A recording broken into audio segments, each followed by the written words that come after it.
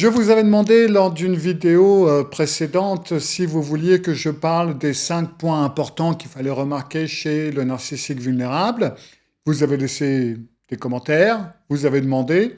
Donc, ok, aujourd'hui on va parler, ou je vais parler du narcissique vulnérable. C'est le sujet de cet épisode du Psyché. Cyril Malka, le psy chez vous.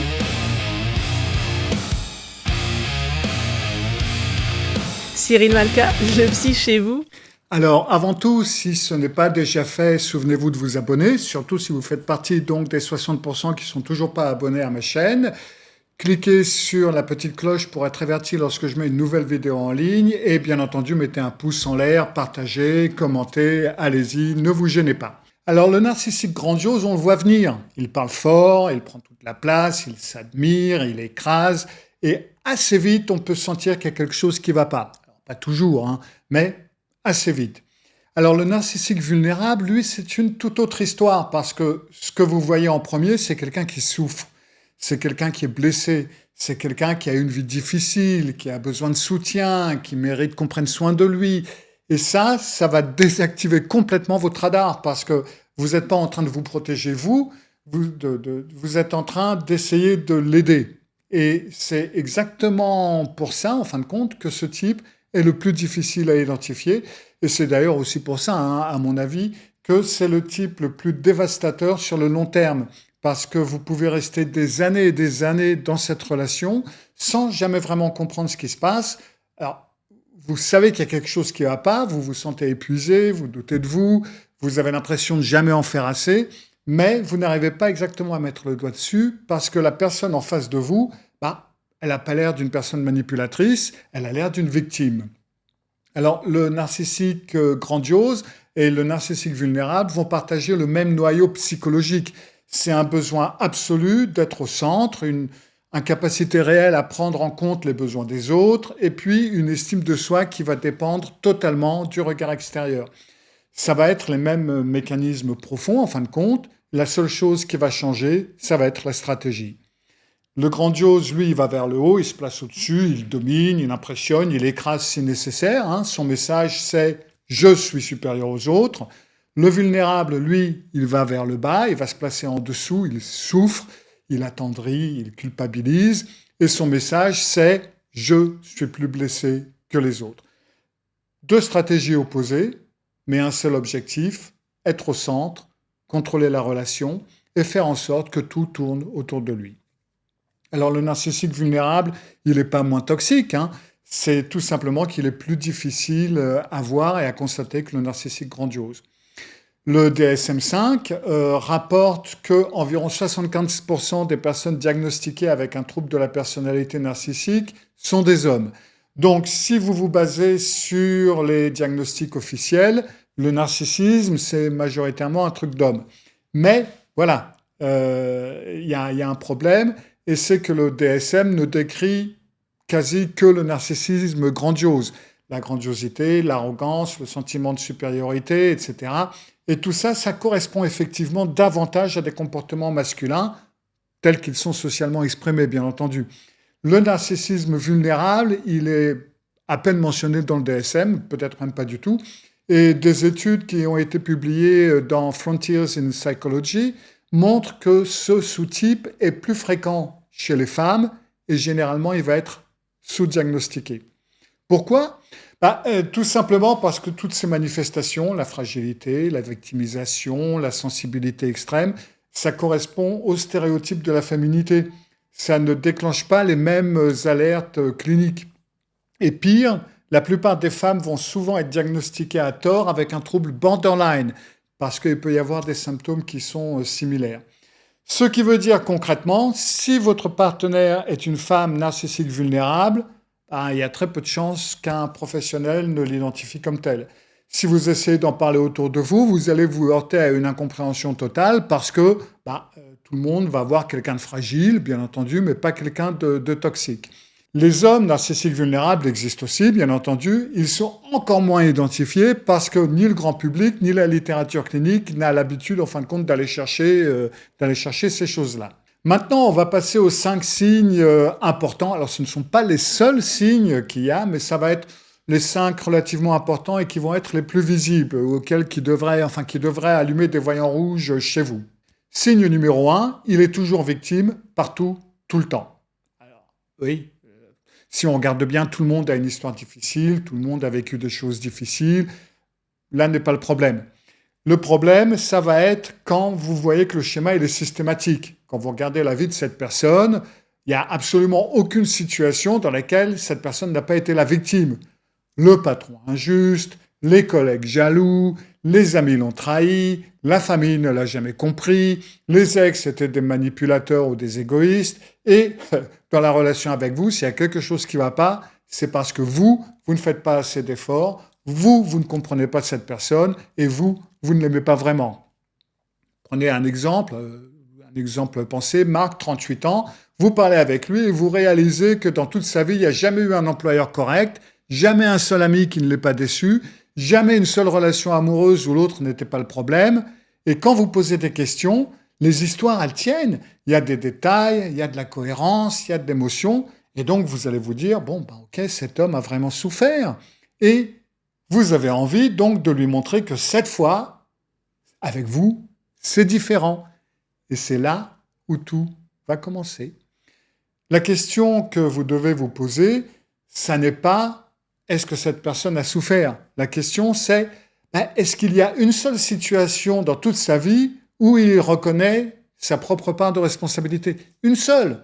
Parce que dans une vie normale, même si elle est compliquée, des fois on a tort. Des fois on a contribué à un conflit. Des fois on a fait une erreur. Et si cette case-là, elle est vide, s'il a toujours raison, si les autres ont toujours tort, c'est pas de la malchance. C'est une organisation psychologique. Et ce qui va se passer chez vous avec le temps, c'est que progressivement, vous allez devenir responsable de tout ce qui ne va pas. Parce que les autres, ils sont plus là, il reste que vous. Et vous allez vous retrouver à marcher sur des œufs, à anticiper ses réactions, à vous excuser pour des choses que vous n'avez pas faites, et vous allez appeler ça de l'amour, alors qu'en fin de compte, c'est de l'épuisement. Deuxième signe, il y a la souffrance comme un outil de contrôle. Alors, je ne dis pas que le narcissique vulnérable simule sa souffrance. Bien entendu, il peut souffrir, vraiment. Ce que je dis, c'est que cette souffrance arrive de façon systématique dans des moments très précis. Quand vous posez une limite, quand vous exprimez un besoin, quand vous n'êtes pas disponible, quand il le veut. Vous avez Sophie, 35 ans, son compagnon lui dit qu'il a besoin d'une soirée avec ses amis. Elle va pas dire non, elle va pas s'opposer. Mais le soir, elle va être silencieuse, l'air triste, des réponses courtes. Le lendemain matin, oh là là, j'ai pas dormi, je me posais des questions sur nous. J'ai l'impression que tu t'éloignes de moi. Et lui, donc, il rentre de sa soirée et il va passer 2 ou 3 jours suivants à réparer quelque chose, en fin de compte, qu'il n'a pas cassé. Et là, vous êtes dans le cycle où vous mettez une limite, ça mène à de la souffrance, entre guillemets, culpabilité, et donc vous abandonnez la limite. Et ça va se répéter jusqu'au moment où vous allez arrêter de poser des limites parce que vous avez appris que ça coûte trop cher. Vous avez appris que votre espace, votre temps, vos besoins, tout ça, ça provoque une crise, donc vous renoncez et vous appelez ça du compromis alors que c'est de la capitulation. Ce qui va vous permettre de faire la différence entre une vraie fragilité émotionnelle et ce mécanisme, c'est le timing. Une personne fragile peut souffrir dans toutes sortes de situations, bien entendu, alors que la personne narcissique vulnérable va souffrir principalement quand vous lui échappez. Donc, observez bien cette différence. Le signe numéro 3, la critique est vécue comme une agression. Alors, avec un narcissique grandiose, quand vous dites quelque chose qui ne lui plaît pas, il explose. Vous le savez, ça a l'avantage d'être clair. C'est violent, mais c'est clair. Avec un narcissique vulnérable, il va s'effondrer. Et le résultat, pour vous, est identique, en fin de compte. Vous apprenez à ne rien dire. Vous rentrez un soir avec quelque chose sur le cœur, quelque chose qu'il a dit, quelque chose qui vous a blessé, qui a été fait ou qui vous a fait, qui vous a dit. Vous essayez d'en parler calmement. Et en 2 minutes, c'est lui qui pleure, c'est lui qui se sent attaqué, c'est lui qui se sent incompris, c'est lui qui se sent rabaissé. Et vous vous retrouvez à le consoler alors que vous étiez venu parce que vous aviez besoin d'être entendu. C'est l'inversion émotionnelle, le système Darveau. Vous arrivez avec une blessure et vous repartez avec une culpabilité gratuite. Et ça, ça va mener avec le temps, à du silence. Vous allez arrêter d'essayer. Vous vous dites que ça ne sert à rien, que ça finit toujours en drame. Et ce silence, ça lui convient, hein, parce que tant que vous vous taisez, il n'y a plus rien à gérer. Vous êtes là, vous êtes présent, vous ne demandez rien, et c'est exactement ce dont la personne narcissique vulnérable a besoin. Le signe numéro 4, c'est un besoin de réassurance constant. Il ne peut jamais être comblé.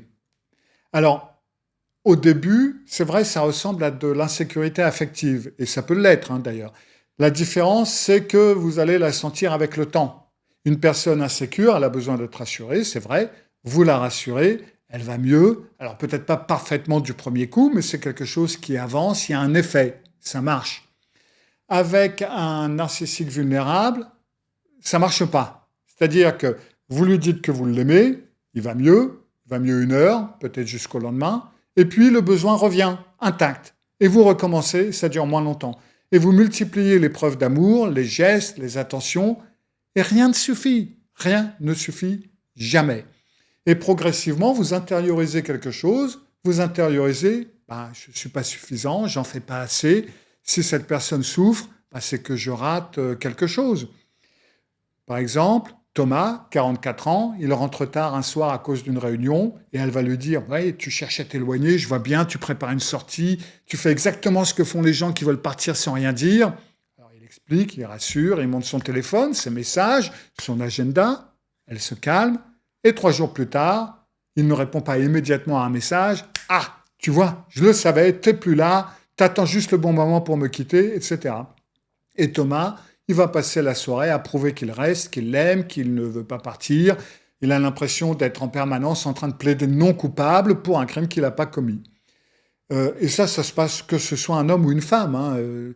Et la réponse, c'est que le problème, il n'est pas dans ce qu'il fait ou ce qu'il ne fait pas. Le problème, il est structurel. Il vient de l'intérieur de cette personne. Et donc, il ne peut pas être résolu de l'extérieur. Ce n'est pas une question d'amour insuffisant. C'est un puits sans fond, et plus vous essayez de le remplir, plus vous vous videz, et comme il est sans fond, rien ne change. Le signe numéro 5, c'est le retrait émotionnel comme punition. Quand un narcissique grandiose est en colère, vous le savez, il crie, il attaque, il explose, etc. C'est brutal, mais au moins c'est lisible. Le narcissique vulnérable, lui, il va disparaître. Alors pas physiquement, mais émotionnellement. Ça va être le silence, froideur soudaine, des réponses monosyllabiques. Et quand vous demandez ce qui ne va pas, non, c'est rien, c'est bon, laisse tomber. Mais visiblement, ça ne va pas, vous le sentez. Alors vous cherchez, vous rejouez la journée dans votre tête, vous essayez de comprendre, vous dites mais qu'est-ce que j'ai fait ? Des fois, vous allez vous excuser sans même savoir pourquoi, et vous allez vous retrouver à ramper pour retrouver un semblant de normalité dans votre propre quotidien. Et ça, c'est une forme de contrôle extrêmement efficace parce qu'elle vous met dans une position de demandeur permanent. C'est vous qui cherchez le contact, c'est vous qui voulez réparer, c'est vous qui avez besoin que ça aille mieux, et c'est donc lui qui tient les rênes de la relation sans jamais avoir à dire quoi que ce soit. Et l'avantage, c'est que, pour lui, c'est que contrairement à une dispute ouverte, il n'y a rien à résoudre, il n'y a rien à dire, il n'y a rien à négocier. Vous ne pouvez pas vous défendre contre un silence. Vous ne pouvez absolument rien faire d'autre que d'attendre que le silence s'arrête, se lève, que les choses aillent mieux, parce que vous ne savez tout simplement pas ce que vous avez fait de mal et que faire pour changer. Maintenant, si on prend ces 5 signes séparément, ça peut être gérable. Mais l'accumulation dans le temps, elle va être destructrice, excusez-moi. Et ce que la plupart des gens vont décrire après des années dans ce type de relation, c'est un doute chronique de leur propre perception. Vous ne savez plus si ce que vous ressentez c'est réel ou si c'est exagéré. Vous vous dites que vous êtes peut-être trop sensible, vous êtes trop exigeant, vous n'êtes pas assez patient, parce que la personne en face de vous, elle n'a pas l'air d'être un manipulateur, elle souffre. Donc, si quelque chose ne va pas, c'est forcément vous. Et après, il y a une forme d'isolement. Alors l'isolement, il est progressif, il est discret. Vous voyez moins vos amis parce que rentrer tard, ça provoque une crise. Vous parlez moins de votre relation parce que vous ne savez pas comment l'expliquer et parce que vous avez un peu honte de ce que vous pourrez dire. Vous devenez donc de plus en plus seul, même, en fin de compte, si vous êtes en couple.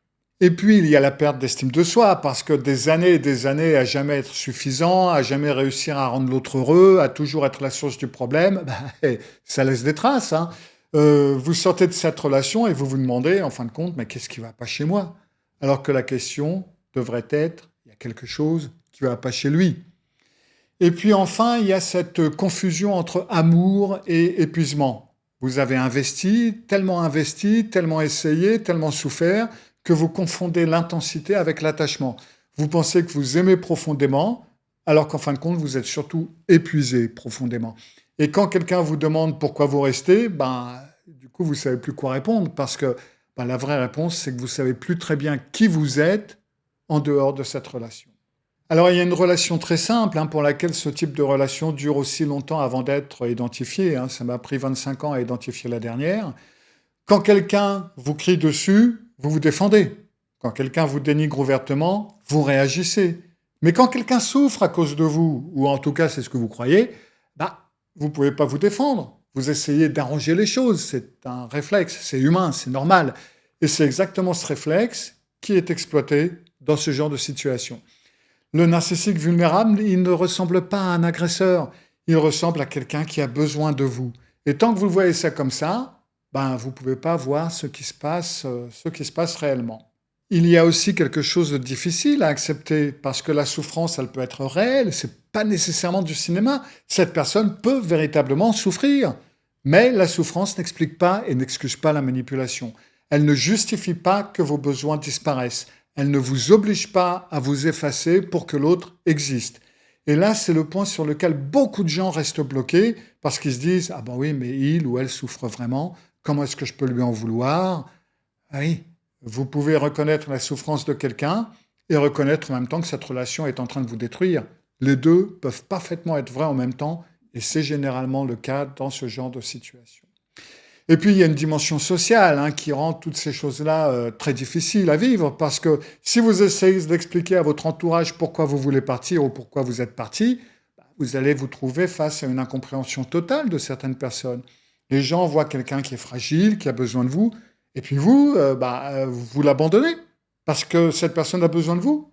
Parce que c'est comme ça que vous allez être perçu par beaucoup de personnes. Vous allez passer pour l'égoïste, vous passez pour celui ou celle qui fuit dès que c'est un peu difficile, et cette pression-là qui vient de l'extérieur va s'ajouter à la culpabilité que vous ressentez déjà de l'intérieur et depuis la relation. Et puis, bien entendu, il y a la honte, parce que de l'extérieur, ça ne se voit pas, vous n'avez pas de bleu, vous n'avez pas d'insultes à raconter, vous avez juste cette sensation diffuse que quelque chose ne va pas, que vous n'êtes plus tout à fait vous-même, que vous passez votre temps à gérer des émotions de l'autre sans que les vôtres ne comptent jamais. Et ça peut être très difficile à expliquer sans paraître égoïste ou narcissique. Alors on ne le dit pas et on reste. Donc en conclusion, je dirais que si vous vous reconnaissez dans ce que je viens de décrire, la première chose à faire, c'est d'arrêter de chercher ce que vous faites mal. Le plus probablement, vous faites absolument rien de mal. Vous êtes dans une relation où les règles sont conçues pour que vous ayez toujours tort. Vous êtes en fin de compte dans un jeu que vous pouvez seulement perdre. La deuxième chose, c'est de comprendre que cette personne ne va pas changer. Les narcissiques ne changent pas parce que c'est un fonctionnement qui est ancré. Ils ne changent pas sans un travail thérapeutique très sérieux et surtout voulu. Et les narcissiques, surtout quelqu'un qui est victime, qui n'est jamais responsable de ce qui lui arrive, n'a absolument aucune raison de consulter, c'est toujours la faute des autres. Et tous les narcissiques, de toute façon, il n'y a rien à faire. La troisième chose, c'est que partir de ce type de relation, c'est plus difficile que de partir d'une relation avec un narcissique grandiose, parce que vous partez avec de la culpabilité. Vous avez l'impression d'abandonner quelqu'un de fragile. Vous vous demandez comment il va s'en sortir sans vous. Et c'est exactement ce sentiment qui vous a maintenu dans cette relation depuis le début. Et c'est exactement ce sentiment qu'il vous faut apprendre à traverser et à travailler pour en sortir. Et oui, vous aussi, vous méritez une relation où votre présence est appréciée et pas utilisée, où vos besoins existent, où vous n'avez pas à vous excuser d'être là, etc. Tout le monde a le droit à ça, et donc vous aussi. Il y a 7 types de narcissisme, donc, et le narcissisme vulnérable est donc l'un d'entre eux, celui que je viens de dépeindre pour vous. Si vous voulez en savoir plus sur les 7 types de narcissique, j'ai fait non pas une, mais 2 vidéos, parce que c'était une vidéo assez longue, donc c'est 2 vidéos que vous pouvez trouver là. Cyril Malka. Cyril Malka, le psy chez vous. Cyril Malka. Cyril Malka, le psy chez vous.